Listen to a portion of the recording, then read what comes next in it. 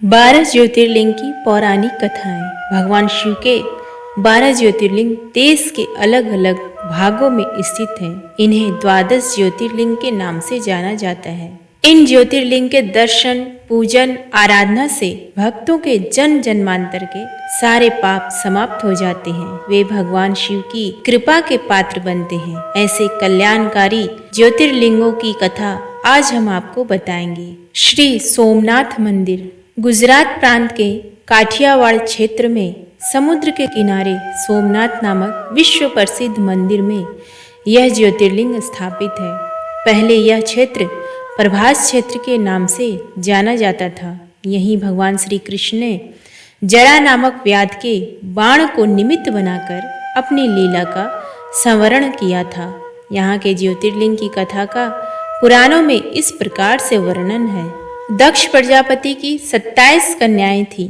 उन सभी का विवाह चंद्रदेव के साथ हुआ था, किंतु चंद्रमा का समस्त अनुराग व प्रेम उनमें से केवल रोहिणी के प्रति ही रहता था। उनके इस कृत्य से दक्ष प्रजापति की अन्य कन्याएं बहुत अप्रसन्न रहती थीं। उन्होंने अपनी यह व्यथा कथा अपने पिता को सुनाई। दक्ष प्रजापति ने इसके लिए चंद्रदेव को अनेक प्रकार से समझाया, किंतु रोहिणी के वशीभूत उनके हृदय पर इसका कोई प्रभाव नहीं पड़ा। अंततः दक्ष ने क्रुद्ध होकर उन्हें क्षयग्रस्त हो जाने का शाप दे दिया।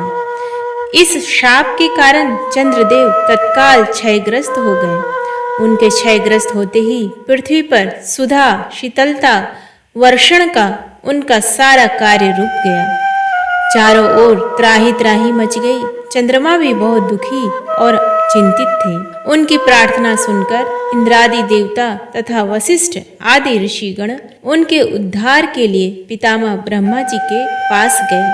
सारी बातों को सुनकर ब्रह्मा जी ने कहा, चंद्रमा, अपने शाप विमोचन के लिए अन्य देवों के साथ पवित्र प्रभास क्षेत्र में जाकर मृत्युंजय भगवान शिव की आराधना करें। उनकी कृपा से अवश्य ही इनका शाप नष्ट हो जाएगा और ये रोग मुक्त हो जाएंगे। उनके कथा अनुसार चंद्रदेव ने मृत्युंजय भगवान की आराधना का सारा कार्य पूरा किया। उन्होंने घोर तपस्या करते हुए 10 करोड़ बार मृत्युंजय मंत्र का जप किया। इससे प्रसन्न होकर मृत्युंजय भगवान शिव ने उन्हें अमरत्व का वरदान दे दिया। उन्होंने कहा, हे चंद्रदेव, तुम शोक ना करो। मेरे वर से तुम्हारा शाप मोचन तो होगा ही, साथ ही साथ प्रजापति दक्ष के वचनों की रक्षा भी हो जाएगी।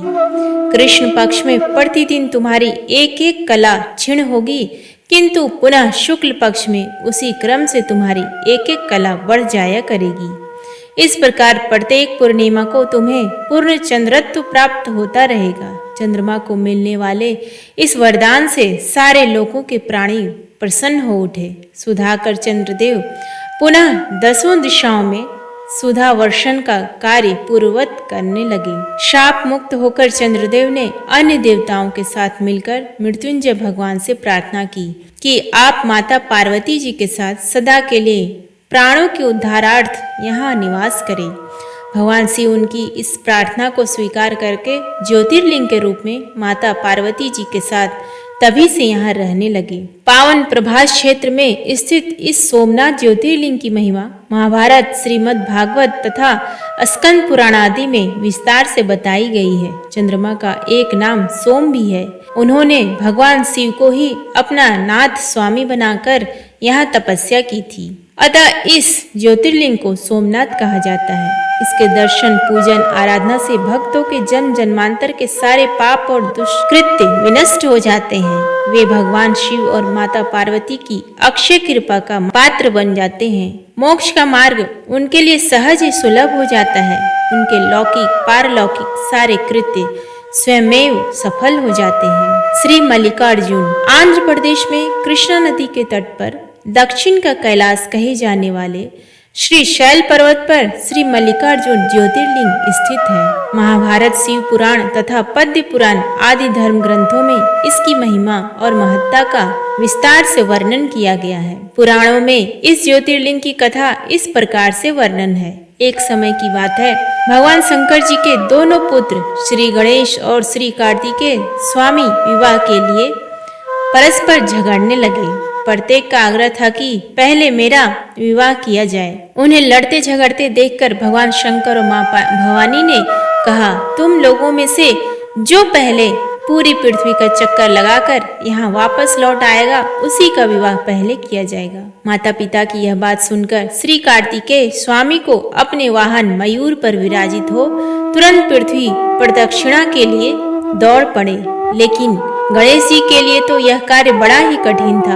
एक तो उनकी काया स्थूल थी, दूसरे उनका वाहन भी मूषक चूहा था। भला वे दौड़ में स्वामी कार्तिकेय की बराबरी किस प्रकार कर पाते। लेकिन उनकी काया जितनी स्थूल थी, बुद्धि उसी के अनुपात में सूक्ष्म और तीक्ष्ण थी। उन्होंने अविलंब पृथ्वी के परिक्रमा का एक सुगम उपाय खोज निकाला। सामने बैठे माता पिता का पूजन करने के पश्चात उनकी 7 प्रदक्षिणाएं करके उन्होंने पृथ्वी प्रदक्षिणा का कार्य पूरा कर लिया। उनका यह कार्य शास्त्रानुमोदित था। पूरी पृथ्वी का चक्कर लगाकर स्वामी कार्तिकेय जब तक लौटे तब तक गणेश जी का सिद्धि और बुद्धि वाला नाम वाली 2 कन्याओं के साथ विवाह हो चुका था और उन्हें क्षेम तथा लाभ नामक 2 पुत्र भी प्राप्त हो चुके थे। यह सब देखकर स्वामी कार्तिकेय अत्यंत रुष्ट होकर क्रौंच पर्वत पर चले गए। माता पार्वती वहां उन्हें मनाने पहुंची। पीछे शंकर भगवान वहां पहुंचकर ज्योतिर्लिंग के रूप में प्रकट हुए और तब से मल्लिकार्जुन ज्योतिर्लिंग के नाम से प्रख्यात हुए। इनकी अर्चना सर्वप्रथम मल्लिका पुष्पों से की गई थी। मल्लिकार्जुन नाम पड़ने का यही कारण है। एक दूसरी कथा यह भी कही जाती है, इस शैल पर्वत के निकट किसी समय राजा चंद्रगुप्त की राजधानी थी। किसी विपत्ति विशेष के निवारणार्थ उनकी एक कन्या महल से निकलकर इस पर्वतराज के आश्रम में आकर यहाँ के गोपों के साथ रहने लगी। उस कन्या के पास एक बड़ी ही शुभ लक्षणा सुंदर श्यामा गौ थी। उस गौ का दूध रात में कोई चोरी से दूध ले जाता था। एक दिन संयोगवश उस राजकन्या ने चोर को दूध दूहते देख लिया और क्रुद्ध होकर उस चोर की ओर दौड़ी, किंतु गौ के पास पहुंचकर उसने देखा कि वहां शिवलिंग के अतिरिक्त और कुछ नहीं है। राजकुमारी ने कुछ समय पश्चात उस शिवलिंग पर एक विशाल मंदिर का निर्माण कराया। यही शिवलिंग मल्लिकार्जुन के नाम से प्रसिद्ध है। शिवरात्रि के पर्व पर यहाँ बहुत बड़ा मेला लगता है। इस मल्लिकार्जुन शिवलिंग का दर्शन, पूजन एवं अर्चन करने वाले भक्तों की सभी सात्विक मनोकामनाएं पूर्ण हो जाती है। उनकी भगवान शिव के चरणों में स्थिर प्रीति हो जाती है। दैहिक, दैविक, भौतिक सभी प्रकार की बाधाओं से वे मुक्त हो जाते हैं। श्री महाकालेश्वर मंदिर, यह परम पवित्र ज्योतिर्लिंग मध्य प्रदेश के उज्जैन नगर में है। पुण्यसलीला क्षिप्रा नदी के तट पर स्थित उज्जैन प्राचीन काल में उज्जैनी के नाम से विख्यात था। इसे अवंतिकापुरी भी कहते थे। यह भारत की परम पवित्र सप्तपुरियों में से एक है। महाभारत, शिव पुराण एवं स्कंद पुराण में महाकाल ज्योतिर्लिंग की महिमा का पूरे विस्तार के साथ वर्णन किया गया है। इस ज्योतिर्लिंग की कथा पुराणों में इस प्रकार वर्णित है। प्राचीन काल में उज्जैनी में राजा चंद्रसेन राज्य करते थे। वह परम शिव भक्त थे। एक दिन श्रीकर नामक एक 5 वर्ष का गोपालक अपनी माँ के साथ उधर से गुजर रहा था। राजा का शिव पूजन देखकर उसे बहुत विस्मय और कौतूहल हुआ। वह स्वयं उसी प्रकार की सामग्रियों से शिव पूजन करने के लिए लालायित हो उठा। सामग्री का साधन न जुट पाने पर लौटने समय उसने रास्ते से एक पत्थर का टुकड़ा उठा लिया। घर आकर उसी पत्थर को शिव रूप में स्थापित कर पुष्प, चंदन आदि से परम श्रद्धा पूर्वक उसकी पूजा करने लगा। माता भोजन करने के लिए बुलाई, किंतु वह पूजा छोड़कर उठने के लिए किसी भी प्रकार तैयार नहीं हुआ। अंत में माता ने झल्लाकर पत्थर का वह टुकड़ा उठाकर दूर फेंक दिया। इससे बहुत ही दुखी होकर वह बालक जोर जोर से भगवान शिव को पुकारता हुआ रोने लगा। रोते रोते अंत में बेहोश होकर वह वहीं गिर पड़ा। बालक की अपने प्रति यह भक्ति और प्रेम देखकर भोलेनाथ भगवान शिव अत्यंत प्रसन्न हो गए। बालक ने जैसे ही होश में आकर अपने नेत्र खोले तो उसने देखा कि उसके सामने एक बहुत ही भव्य और अति विशाल स्वर्ण और रत्नों से बना हुआ मंदिर खड़ा है। उस मंदिर के अंदर एक बहुत ही प्रकाशपूर्ण भास्कर तेजस्वी ज्योतिर्लिंग खड़ा है। बच्चा प्रसन्नता और आनंद से विभोर होकर भगवान शिव की स्तुति करने लगा। माता को जब यह समाचार मिला तब दौड़कर उसने अपने प्यारे लाल को गले से लगा लिया। पीछे राजा चंद्रसेन ने भी वहां पहुंचकर उस बच्चे की भक्ति और सिद्धि की बड़ी सराहना की। धीरे धीरे वहां बड़ी भीड़ जुट गई। इतने में उस स्थान पर हनुमान जी प्रकट हो गए। उन्होंने कहा, हे मनुष्यों, भगवान शंकर शीघ्र फल देने वाले देवताओं में सर्वप्रथम है। इस बालक की भक्ति से प्रसन्न होकर उन्होंने इसे ऐसा फल प्रदान किया है जो बड़े बड़े ऋषि मुनि करोड़ों जन्मों की तपस्या से भी प्राप्त नहीं कर पाते। इस गोप बालक की 8वीं पीढ़ी में धर्मात्मा नंद गोप का जन्म होगा। द्वापर युग में भगवान विष्णु कृष्णावतार लेकर उनके यहाँ तरह तरह की लीलाएं करेंगे। हनुमान जी इतना कहकर अंतर ध्यान हो गए। उस स्थान पर नियम से भगवान शिव की आराधना करते हुए अंत में श्रीकर गोप और राजा चंद्रसेन शिवधाम को चले गए। इस ज्योतिर्लिंग के विषय में एक दूसरी कथा इस प्रकार कही जाती है। किसी समय अवंतिकापुरी में वेद पाठी तपोनिष्ठ एक अत्यंत तेजस्वी ब्राह्मण रहते थे। एक दिन दूषण नामक एक अत्याचारी असुर उनकी तपस्या में विघ्न डालने के लिए वहां आया। ब्रह्मा जी से वर प्राप्त कर वह बहुत शक्तिशाली हो गया था। उसके अत्याचार से चारों ओर त्राही त्राही मची हुई थी। ब्राह्मण को कष्ट में पड़ा देखकर प्राणी मात्र का कल्याण करने वाले भगवान शंकर वहां प्रकट हो गए। उन्होंने एक हुंकार मात्र से उस दारुण अत्याचारी दानव को वहीं जलाकर भस्म कर दिया। भगवान वहां हुंकार सहित प्रकट हुए, इसीलिए उनका नाम महाकाल पड़ गया। इसीलिए परम पवित्र ज्योतिर्लिंग को महाकाल के नाम से जाना जाता है। श्री ओंकारेश्वर श्री ममलेश्वर यह ज्योतिर्लिंग मध्य प्रदेश में पवित्र नर्मदा नदी के तट पर स्थित है। इस स्थान पर नर्मदा की 2 धाराओं में विभक्त हो जाने से बीच में एक टापू सा बन गया है। इस टापू को मानधाता पर्वत या शिवपुरी कहते हैं। नदी की एक धारा इस पर्वत के उत्तर और दूसरी दक्षिण ओर बहती है। दक्षिण वाली धारा की मुख्य धारा मानी जाती है। इसी मानधाता पर्वत पर श्री ओंकारेश्वर ज्योतिर्लिंग का मंदिर स्थित है। पूर्व काल में महाराज मानधाता ने इसी पर्वत पर अपनी तपस्या से भगवान शिव को प्रसन्न किया था। इसी से इस पर्वत को मानधाता पर्वत कहा जाने लगा। इस ज्योतिर्लिंग मंदिर के भीतर 2 कोठरियां हैं। भीतर अंधेरा रहने के कारण यहाँ निरंतर प्रकाश जलता रहता है। ओंकारेश्वर लिंग मनुष्य निर्मित नहीं है, स्वयं प्रकृति ने इसका निर्माण किया है। इसके चारों ओर हमेशा जल भरा रहता है। संपूर्ण मानधाता पर्वत ही भगवान शिव का रूप माना जाता है। इसी कारण इसे शिवपुरी भी कहते हैं। लोग भक्ति पूर्वक इसकी परिक्रमा करते हैं। कार्तिकी पूर्णिमा के दिन यहाँ बहुत भारी मेला लगता है। यहाँ लोग भगवान शिव जी को चने की दाल चढ़ाते हैं। रात्रि की शिव आरती का कार्यक्रम बड़ी भव्यता के साथ होता है। तीर्थयात्रियों को इसके दर्शन अवश्य करने चाहिए। इस ओंकारेश्वर ज्योतिर्लिंग के 2 स्वरूप हैं। एक को ममलेश्वर के नाम से जाना जाता है। यह नर्मदा के दक्षिण तट पर ओंकारेश्वर से थोड़ी दूर हटकर है। पृथक होते हुए भी दोनों की गणना एक ही में की जाती है। लिंग के 2 स्वरूप होने की कथा पुराणों में इस प्रकार की गई है। एक बार विंध्य पर्वत ने पार्थिव अर्चना के साथ भगवान शिव की 6 मास तक कठिन उपासना की। उनकी इस उपासना से प्रसन्न होकर भूत भावन शंकर जी वहां प्रकट हुए। उन्होंने विंध्य को उनके मनोवांछित वर प्रदान किए। विंध्याचल की इस वर प्राप्ति के अवसर पर वहां बहुत से ऋषिगण और मुनि भी पधारे। उनकी प्रार्थना पर शिव जी ने अपने ओंकारेश्वर नामक लिंग के 2 भाग किए। एक का नाम ओंकारेश्वर और दूसरे का अमलेश्वर पड़ा। दोनों लिंगों का स्थान और मंदिर पृथक होते हुए भी दोनों की सत्ता और स्वरूप एक ही माना गया है। शिव पुराण में इस ज्योतिर्लिंग की महिमा का विस्तार से वर्णन किया गया है। श्री ओंकारेश्वर और श्री ममलेश्वर के दर्शन का पुण्य बताते हुए नर्मदा स्नान के पावन फल का भी वर्णन किया गया है। प्रत्येक मनुष्य को इस क्षेत्र की यात्रा अवश्य ही करनी चाहिए। लौकिक पारलौकिक दोनों प्रकार के उत्तम फलों की प्राप्ति भगवान ओंकारेश्वर की कृपा से सहज ही हो जाती है। अर्थ धर्म काम मोक्ष के सभी साधन उसके लिए सहज ही सुलभ हो जाते हैं। अंततः उसे लोकेश्वर महादेव भगवान शिव के परम धाम की प्राप्ति हो जाती है। भगवान शिव तो भक्तों पर अकारण ही कृपा करने वाले हैं। फिर जो लोग यहाँ आकर उनके दर्शन करते हैं, उनके सौभाग्य के विषय में कहना ही क्या है। उनके लिए तो सभी प्रकार के उत्तम पुण्य मार्ग सदा सदा के लिए खुल जाते हैं। श्री केदारनाथ मंदिर। यह ज्योतिर्लिंग पर्वतराज हिमालय की केदार नामक चोटी पर स्थित है। पुराणों एवं शास्त्रों में श्री केदारेश्वर ज्योतिर्लिंग की महिमा का वर्णन बारंबार किया गया है। यहाँ की प्राकृतिक शोभा देखते ही बनती है।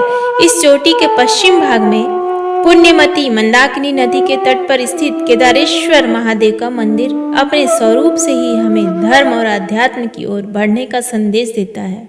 चोटी के पूर्व में अलकनंदा के सुरम्य तट पर बद्रीनाथ का परम प्रसिद्ध मंदिर है। अलकनंदा और मंदाकिनी ये दोनों नदियां नीचे रुद्रप्रयाग में आकर मिल जाती हैं। दोनों नदियों की यह संयुक्त धारा और नीचे देवप्रयाग में आकर भागीरथी गंगा से मिल जाती है। इस प्रकार परम पावन गंगा जी में स्नान करने वालों को भी श्री केदारेश्वर और बद्रीनाथ के चरणों को धोने वाले जल का स्पर्श सुलभ हो जाता है। इस अति पवित्र पुण्य फलदायी ज्योतिर्लिंग की स्थापना के विषय में पुराणों में यह कथा वर्णित है। अनंत रत्नों के जनक अतिशय पवित्र तपस्वियों, ऋषियों, सिद्धों, देवताओं की निवास भूमि पर्वतराज हिमालय के केदार नामक अत्यंत शोभाशाली श्रृंग पर महातपस्वी श्री नर और नारायण ने बहुत वर्षों तक भगवान शिव को प्रसन्न करने के लिए बड़ी कठिन तपस्या की। कई हजार वर्षों तक वे निराहार रहकर एक पैर पर खड़े होकर शिव नाम का जप करते रहे। इस तपस्या से सारे लोकों में उनकी चर्चा होने लगी। देवता, ऋषि, मुनि, यक्ष, गंधर्व सभी उनकी साधना और संयम की प्रशंसा करने लगे। चराचर के पितामह ब्रह्मा जी और सबका पालन पोषण करने वाले भगवान विष्णु भी महातपस्वी नर नारायण के तप की भूरी भूरी प्रशंसा करने लगे। अंत में भगवान शंकर जी भी उनकी उस कठिन साधना से प्रसन्न हो उठे। उन्होंने प्रत्यक्ष प्रकट होकर उन दोनों ऋषियों को दर्शन दिए। नर और नारायण ने भगवान भोलेनाथ के दर्शन से भाव विह्वल और आनंद विभोर होकर बहुत प्रकार की पवित्र स्तुतियों और मंत्रों से उनकी पूजा अर्चना की। भगवान शिव जी ने अत्यंत प्रसन्न होकर उनसे वर मांगने को कहा। भगवान शिव की यह बात सुनकर दोनों ऋषियों ने उनसे कहा, देवाधिदेव महादेव, यदि आप हम पर प्रसन्न हैं तो भक्तों के कल्याण हेतु आप सदा सर्वदा के लिए अपने स्वरूप को यहाँ स्थापित करने की कृपा करें। आपके यहाँ निवास करने से यह स्थान सभी प्रकार से अत्यंत पवित्र हो उठेगा। यहाँ आपका दर्शन पूजन करने वाले मनुष्यों को आपकी अविनाशी भक्ति प्राप्त हुआ करेगी। हे प्रभु, आप मनुष्यों के कल्याण और उनके उद्धार के लिए अपने स्वरूप को यहाँ स्थापित करने की हमारी प्रार्थना अवश्य ही स्वीकार करें। उनकी प्रार्थना सुनकर भगवान शिव ने ज्योतिर्लिंग के रूप में वहाँ वास करना स्वीकार किया। केदार नामक हिमालय श्रृंग पर स्थित होने के कारण इस ज्योतिर्लिंग को श्री केदारेश्वर ज्योतिर्लिंग के रूप में जाना जाता है। भगवान शिव से वर मांगते हुए नर और नारायण ने इस ज्योतिर्लिंग और इस पवित्र स्थान के विषय में जो कुछ कहा है वह अक्षरशः सत्य है। इस ज्योतिर्लिंग के दर्शन पूजन तथा यहाँ स्नान करने से भक्तों को लौकिक फलों की प्राप्ति होने के साथ साथ अचल शिव भक्ति तथा मोक्ष की प्राप्ति भी होती है। श्री भीमेश्वर, यह ज्योतिर्लिंग पुणे से लगभग 100 किलोमीटर दूरी सह्याद्री की पहाड़ी पर स्थित है। इसे भीमा शंकर भी कहते हैं। इस ज्योतिर्लिंग की स्थापना के विषय में शिव पुराण में यह कथा वर्णित है। प्राचीन काल में भीम नामक एक महाप्रतापी राक्षस था। वह कामरूप प्रदेश में अपनी माँ के साथ रहता था। वह महाबली राक्षस राज रावण के छोटे भाई कुंभकर्ण का पुत्र था, लेकिन उसने अपने पिता को कभी नहीं देखा था। उसके होश संभालने के पूर्व ही भगवान राम के द्वारा कुंभकर्ण का वध कर दिया गया था। जब वह युवावस्था को प्राप्त हुआ तब उसकी माता ने उससे सारी बातें बताई। भगवान विष्णु के अवतार श्री रामचंद्र जी द्वारा अपने पिता के वध की बात सुनकर वह महाबली राक्षस अत्यंत संतप्त और क्रुद्ध हो उठा। अब वह निरंतर भगवान श्री हरि के वध का उपाय सोचने लगा। उसने अपने अभीष्ट की प्राप्ति के लिए 1000 वर्ष तक कठिन तपस्या की। उसकी तपस्या से प्रसन्न होकर ब्रह्मा जी ने उसे लोक विजयी होने का वर दे दिया। अब तो वह राक्षस ब्रह्मा जी के उस वर के प्रभाव से सारे प्राणियों को पीड़ित करने लगा। उसने देवलोक पर आक्रमण करके इंद्र आदि सारे देवताओं को वहां से बाहर निकाल दिया। पूरे देवलोक पर अब भीम का अधिकार हो गया। इसके बाद उसने भगवान श्री हरि को भी युद्ध में परास्त किया। श्री हरि को पराजित करने के पश्चात उसने कामरूप के परम शिव भक्त राजा सुदक्षिण पर आक्रमण करके उन्हें मंत्रियों अनुचरों सहित बंदी बना लिया। इस प्रकार धीरे धीरे उसने सारे लोकों पर अपना अधिकार जमा लिया। उसके अत्याचार से वेदों, पुराणों, शास्त्रों और स्मृतियों का सर्वत्र एकदम लोप हो गया।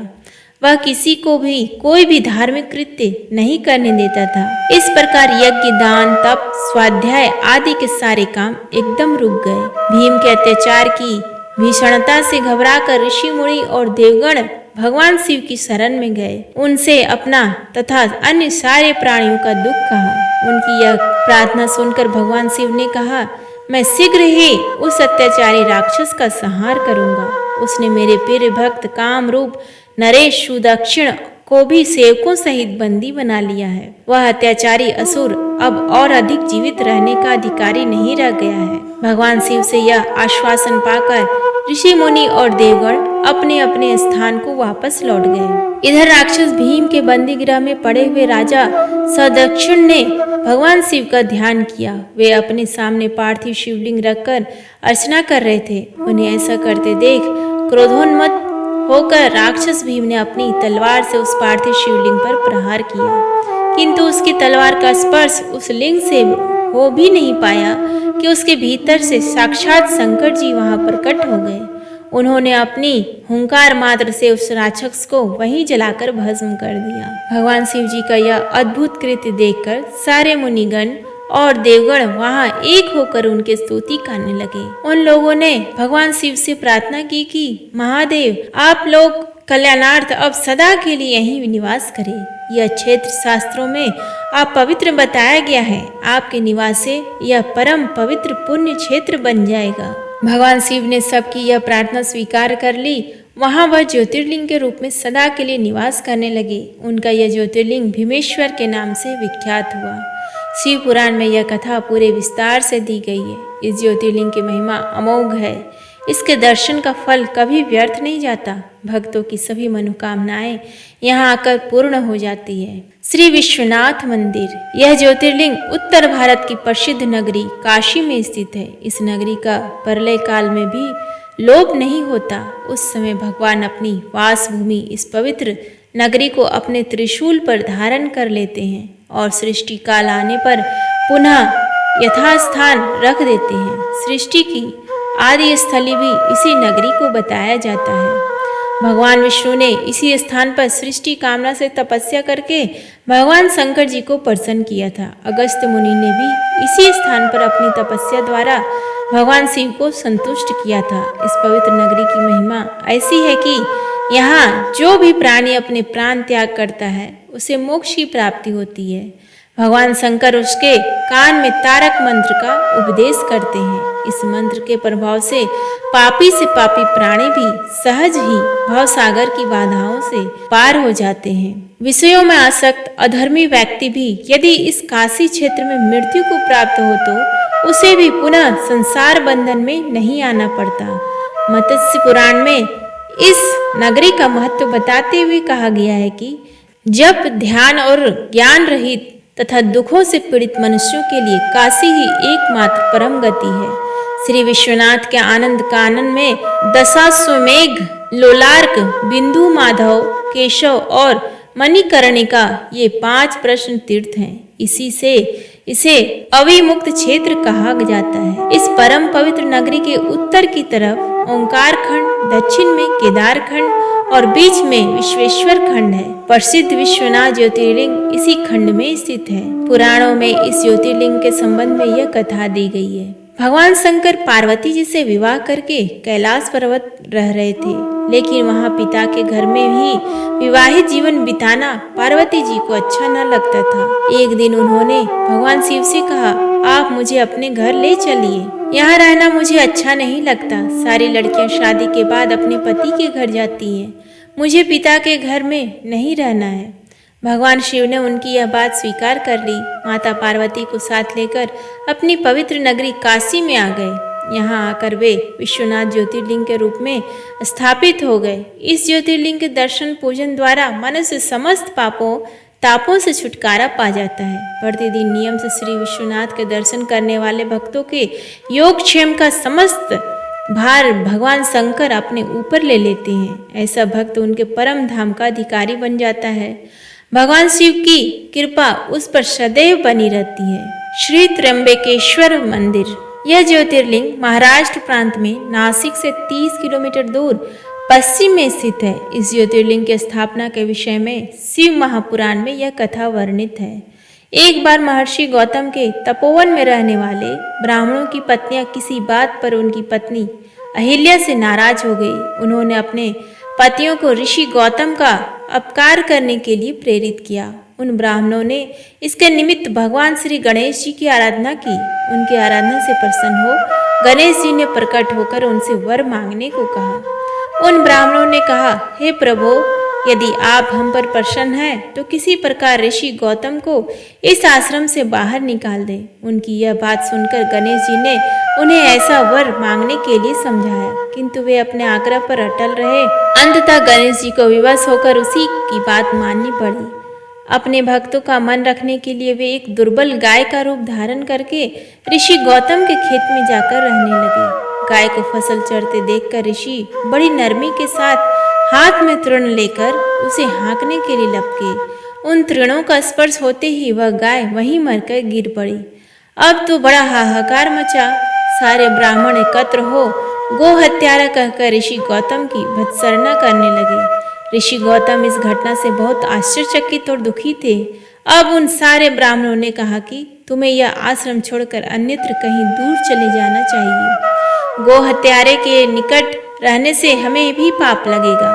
विवश होकर ऋषि गौतम अपनी पत्नी अहिल्या के साथ वहां से एक कोस दूर जाकर रहने लगे, किंतु उन ब्राह्मणों ने वहां भी उनका रहना दूभर कर दिया।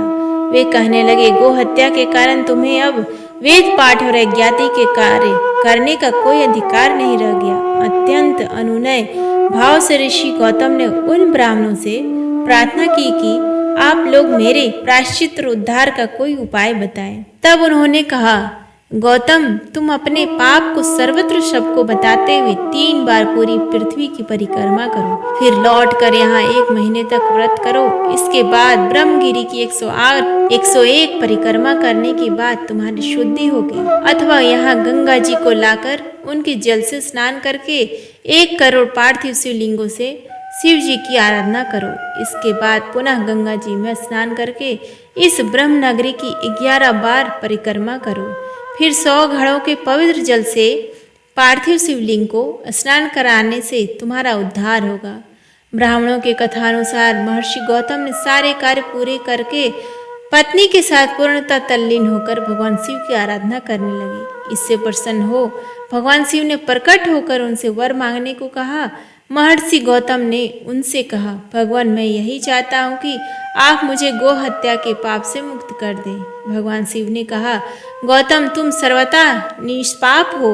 गो हत्या का अपराध तुम पर छल पूर्वक लगाया गया है। छल पूर्वक ऐसा करवाने वाले तुम्हारे आश्रम के ब्राह्मणों को मैं दंड देना चाहता हूँ। इस पर महर्षि गौतम ने कहा कि प्रभु, उन्हीं के निमित्त से तो मुझे आपका दर्शन प्राप्त हुआ है। अब उन्हें मेरा परम हित समझकर उन पर आप क्रोध ना करें। बहुत से ऋषियों, मुनियों और देवगणों ने वहां एकत्र हो गौतम की बात का अनुमोदन करते हुए भगवान शिव से सदा वहां निवास करने की प्रार्थना की। वे उनकी बात मानकर वहां त्र्यंब ज्योतिर्लिंग के नाम से स्थित हो गए। गौतम जी द्वारा लाई गई गंगा जी भी वहां पास में गोदावरी नाम से प्रवाहित होने लगी। यह ज्योतिर्लिंग समस्त पुण्यों को प्रदान करने वाला है। श्री वैद्यनाथ मंदिर। यह ज्योतिर्लिंग बिहार प्रांत के संथाल परगने में स्थित है। शास्त्र और लोक दोनों में उसकी बड़ी प्रसिद्धि है। इसकी स्थापना के विषय में यह एक कथा कही जाती है कि एक बार राक्षस राज रावण ने हिमालय पर जाकर भगवान शिव का दर्शन प्राप्त करने के लिए बड़ी घोर तपस्या की। उसने एक एक करके अपने सिर काटकर शिवलिंग पर चढ़ाना शुरू किया। इस प्रकार उसने अपने 9 सिर वहां काट कर चढ़ा दिए। जब वह अपना 10वां और अंतिम सिर काट कर चढ़ाने के लिए उद्यत हुआ, तब भगवान शिव अति प्रसन्न और संतुष्ट होकर उसके सामने प्रकट हो गए। शीश काटने को उद्यत रावण का हाथ पकड़कर उन्होंने उसे ऐसा करने से रोक दिया। उसके 9 सिर भी पहले की तरह जोड़ दिए गए और अत्यंत प्रसन्न होकर उससे वर मांगने को कहा। रावण के वर के रूप में भगवान शिव से उस शिवलिंग को अपनी राजधानी लंका में ले जाने की अनुमति मांगी। भगवान शिव ने उसे यह वरदान तो दे दिया लेकिन एक शर्त भी उसके साथ लगा दी। उन्होंने कहा, तुम शिवलिंग तो ले जा सकते हो, किंतु यदि रास्ते में से कहीं रख दोगे तो यह वहीं अचल हो जाएगा, तुम फिर इसे उठा ना सकोगे। रावण इस बात को स्वीकार कर उस शिवलिंग को उठाकर लंका के लिए चल पड़ा। चलते चलते एक जगह मार्ग में उसे लघु शंका करने की आवश्यकता महसूस हुई। वह उस शिवलिंग को एक अहीर के हाथ में थमाकर लघु शंका की निवृत्ति के लिए चल पड़ा। उस अहीर को शिवलिंग का भार बहुत अधिक लगा और वह उसे संभाल न सका। विवश होकर उसने शिवलिंग को वहीं भूमि पर रख दिया। रावण जब लौट कर आया तब बहुत प्रयत्न करने के बाद भी उस शिवलिंग को किसी प्रकार भी उठा न सका। अंत में थक कर उस पवित्र शिवलिंग पर अपने अंगूठे का निशान बनाकर उसे वहीं छोड़कर लंका को लौट गया। तत्पश्चात ब्रह्मा, विष्णु आदि देवताओं ने वहां आकर उस शिवलिंग का पूजन किया। इस प्रकार वहां उसकी प्रतिष्ठा करके वे लोग अपने अपने धाम को चले गए। यही ज्योतिर्लिंग श्री वैद्यनाथ के नाम से जाना जाता है। यह श्री वैद्यनाथ ज्योतिर्लिंग अनंत फलों को देने वाला है। यह 11 अंगुल ऊंचा है। इसके ऊपर अंगूठे के आकार का गड्ढा है। कहा जाता है कि यह वही निशान है जिसे रावण ने अपने अंगूठे से बनाया था। यहाँ दूर दूर के तीर्थों का जल लाकर चढ़ाने का विधान है। रोग मुक्ति के लिए भी इस ज्योतिर्लिंग की महिमा बहुत प्रसिद्ध है। पुराणों में बताया गया है कि जो मनुष्य इस ज्योतिर्लिंग का दर्शन करता है उसे समस्त पापों से छुटकारा मिल जाता है। उस पर भगवान शिव की कृपा सदा बनी रहती है। दैहिक, दैविक, भौतिक कष्ट उसके पास भूलकर भी नहीं आते। भगवान शंकर की कृपा से वह सारी बाधाओं, समस्त रोगों, शोकों से छुटकारा पा जाता है। उसे परम शांतिदायक शिवधाम की प्राप्ति होती है। श्री नागेश्वर भगवान शिव का यह प्रसिद्ध ज्योतिर्लिंग गुजरात प्रांत में द्वारकापुरी से लगभग 17 मील की दूरी पर स्थित है। इस पवित्र ज्योतिर्लिंग के दर्शन की शास्त्रों में बड़ी महिमा बताई गई है। कहा गया है कि जो श्रद्धा पूर्वक इसकी उत्पत्ति और महात्म्य की कथा सुनेगा वह सारे पापों से छुटकारा पाकर समस्त सुखों का भोग करता हुआ अंत में भगवान शिव के परम पवित्र दिव्य धाम को प्राप्त होगा। इस ज्योतिर्लिंग के संबंध में पुराणों में यह कथा वर्णित है। सुप्रिय नामक एक बड़ा धर्मात्मा और सदाचारी वैश्य था। वह भगवान शिव का अनन्य भक्त था।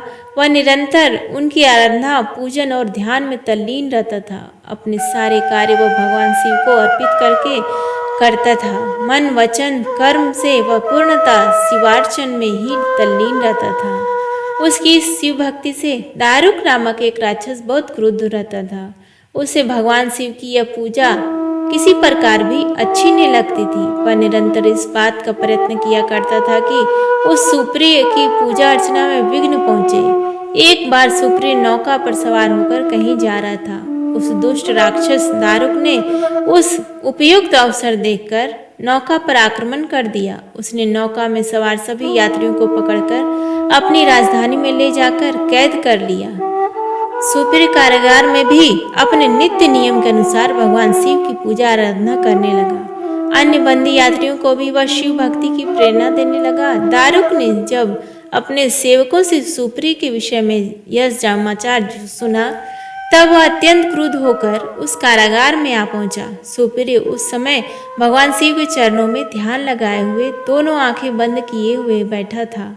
उस राक्षस ने उसकी यह मुद्रा देखकर अत्यंत भीषण स्वर में उसे डांटते हुए कहा, अरे दुष्ट वैश्य, तू आंखें बंद कर इस समय यहाँ कौन से उपद्रव और षड्यंत्र करने की बातें सोच रहा है। उसके यह कहने पर भी धर्मात्मा शिव भक्त सुप्रिय की समाधि भंग नहीं हुई।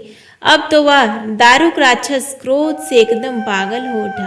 उसने तत्काल अपने अनुचरों को सुप्रिय तथा अन्य सभी बंदियों को मार डालने का आदेश दे दिया। सुप्रिय उसके इस आदेश से जरा भी विचलित और भयभीत नहीं हुआ। वह एकाग्र मन से अपनी और अन्य बंदियों की मुक्ति के लिए भगवान शिव से प्रार्थना करने लगा। उसे यह पूर्ण विश्वास था कि मेरी आराधना आराध्य भगवान शिव जी इस विपत्ति से मुझे अवश्य ही छुटकारा दिलाएंगे। उसकी प्रार्थना सुनकर भगवान शंकर जी तत्क्षण उस कारागार में एक ऊंचे स्थान में एक चमकते हुए सिंहासन पर स्थित होकर ज्योतिर्लिंग के रूप में प्रकट हो गए। उन्होंने इस प्रकार सुप्रिय को दर्शन देकर उसे अपना पाशुपत शास्त्र भी प्रदान किया। इस अस्त्र से राक्षस दारुक तथा उसके सहायक का वध करके सुप्रिय शिवधाम को चला गया। भगवान शिव के आदेशानुसार ही इस ज्योतिर्लिंग का नाम नागेश्वर पड़ा।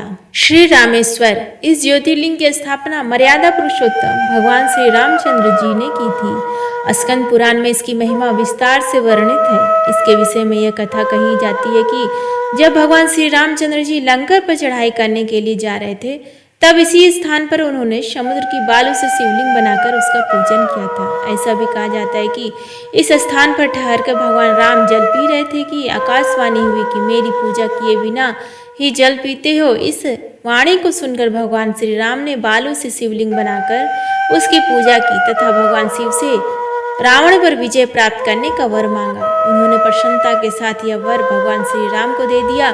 भगवान शिव ने लोक कल्याणार्थ ज्योतिर्लिंग के रूप में वहां निवास करने की सबकी प्रार्थना भी स्वीकार कर ली। तभी से यह ज्योतिर्लिंग यहाँ विराजमान है। इस ज्योतिर्लिंग के विषय में एक दूसरी कथा इस प्रकार कही जाती है।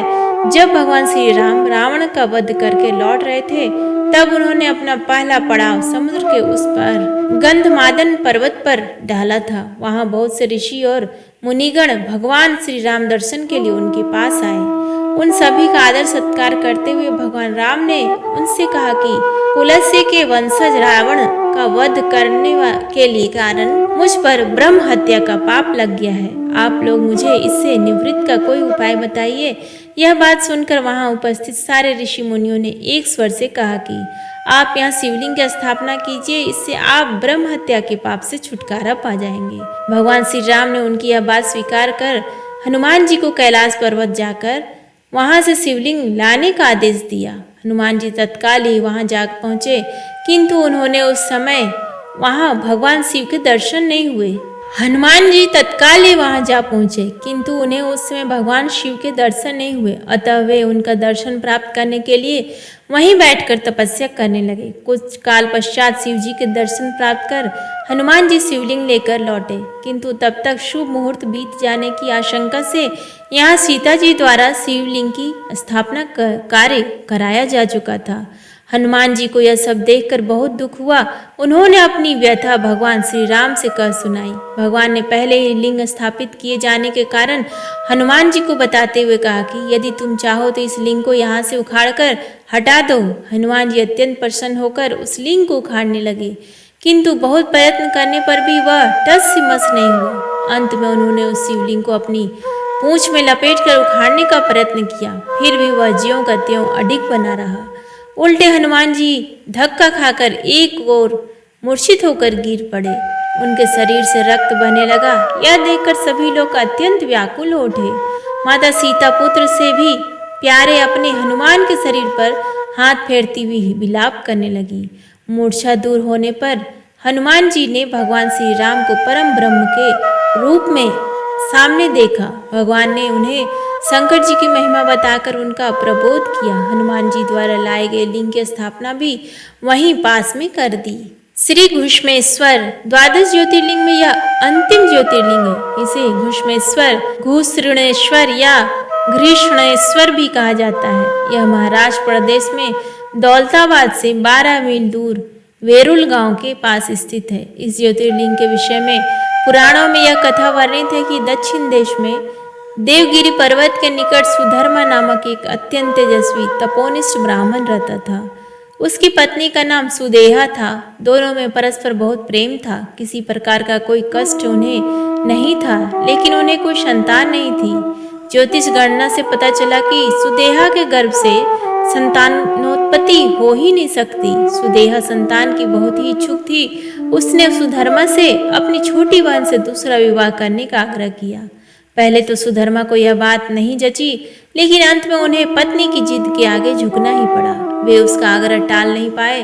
वे अपनी पत्नी की छोटी बहन घुष्मा को ब्याह कर ले आए। घुष्मा अत्यंत विनीत और सदाचारणी स्त्री थी। वह भगवान शिव की अनन्य भक्त थी। प्रतिदिन 101 पार्थिव शिवलिंग बनाकर हृदय की सच्ची निष्ठा के साथ उनका पूजन करती थी।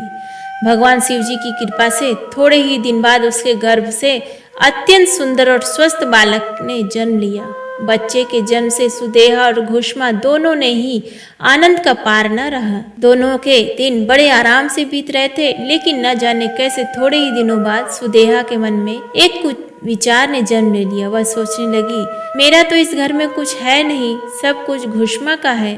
अब तक सुधर्मा के मन में का कुविचार रूपी अंकुर एक विशाल वृक्ष का रूप ले चुका था। अंततः एक दिन उसने घुष्मा के युवा पुत्र को रात में सोते समय मार डाला। उसके शव को ले जाकर उसने उसी तालाब में फेंक दिया जिसमें घुष्मा प्रतिदिन पार्थिव शिवलिंग को फेंका करती थी। मेरे पति पर भी उसने अधिकार जमा लिया, संतान भी उसी का ही है। यह कुविचार धीरे धीरे उसके मन में बढ़ने लगा। इधर घुष्मा का वह बालक भी बड़ा हो रहा था। धीरे धीरे वह जवान हो गया, उसका विवाह भी हो गया। अब तक सुधर्मा के मन का कुविचार रूपी अंकुर एक विशाल वृक्ष का रूप ले चुका था। अंततः एक दिन उसने घुष्मा के युवा पुत्र को रात में सोते समय मार डाला। उसके शव को ले जाकर उसने उसी तालाब में फेंक दिया जिसमें घुष्मा प्रतिदिन पार्थिव शिवलिंगों को फेंका करती थी। सुबह होते ही सबको इस बात का पता लगा। पूरे घर में कोहराम मच गया। सुधर्मा और उसकी पुत्र वधू दोनों सिर पीटकर कूट कूट कर रोने लगे, लेकिन घुष्मा नित्य की भांति भगवान शिव की आराधना में तल्लीन रही, जैसे कुछ हुआ ही ना हो। पूजा समाप्त करने के बाद वह पार्थिव शिवलिंगों को तालाब में छोड़ने के लिए चल पड़ी। जब वह तालाब से लौटने लगी, उसी समय उसका प्यारा लाल तालाब के भीतर से निकलकर आता हुआ दिखलाई पड़ा। वह सदा की भांति आकर घुष्मा के चरणों में गिर पड़ा, जैसे कहीं आसपास से ही घूमकर आ रहा हो। इसी समय भगवान शिव भी वहां प्रकट होकर घुष्मा से वर मांगने को कहने लगे। वह सुदेहा की घिनौनी करतूत से अत्यंत क्रुद्ध हो उठे थे। अपने त्रिशूल द्वारा उसका गला काटने को उद्यत दिखलाई दे रहे थे। घुष्मा ने हाथ जोड़कर भगवान शिव से कहा, हे प्रभु, यदि आप मुझ पर प्रसन्न है तो मेरी उस अभागिन बहन को क्षमा कर दे। निश्चित ही उसने अत्यंत जघन्य पाप किया है, किंतु आपकी दया से मुझे मेरा पुत्र वापस मिल गया। अब आप उसे क्षमा करें। और हे प्रभु, मेरी एक प्रार्थना है कि लोक कल्याण के लिए आप इस स्थान पर सर्वदा के लिए निवास करें। भगवान शिव ने उसकी ये दोनों बातें स्वीकार कर ली। ज्योतिर्लिंग के रूप में प्रकट होकर वह वहीं निवास करने लगे। सती शिव भक्त घुष्मा के आराध्य होने के कारण वे यहाँ घुमेश्वर महादेव के नाम से विख्यात हुए। घुष्मेश्वर ज्योतिर्लिंग की महिमा पुराणों में बहुत विस्तार से वर्णित की गई है। इनका दर्शन लोक परलोक दोनों के लिए अमोघ फलदायी है। तो ये थे भारत के 12 ज्योतिर्लिंगों के बारे में जानकारी। अगर आपको यह वीडियो अच्छा लगे तो लाइक करें, अपने दोस्तों के साथ इसे शेयर करें और चैनल को सब्सक्राइब करें। धन्यवाद।